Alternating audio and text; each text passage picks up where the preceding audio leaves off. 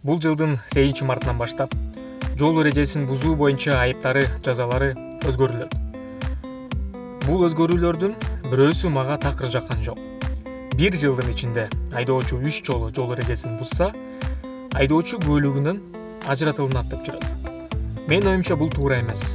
Анда кайрадан эле коррупция күчөйт. 2 жолу 3 жолу бузгандан кийин ошол эле инспектор кайрадан баштайт анда. Эмне кылалы? Сүйлөшөлүбү, бүтүрөлүбү же экзаменге барасыңбы деп. Анан албетте баардыгы болбосо да көбү экзаменге барып тапшырып отурамбы деп анан бере баштайт. Ошол нерсеге жеткирбеш керек. Бул өзгөрүүлөр тескерисинче коррупцияны пайда кылып атпай мүмкүнчүлүк берип атат. Мен түшүнөт элем. 1 жылдын ичинде 10 бузуу десе же атайын кылынган бузуулар болсо, мас болуп айдап же ошондой сыяктуу.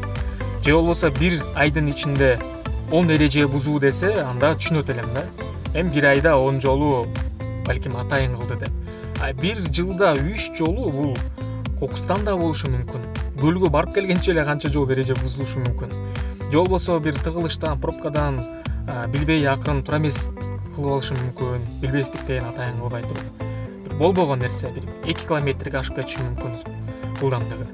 Ошон үчүн мен бул өзгөрүүлөрдүн ушунусуна кошулбайм.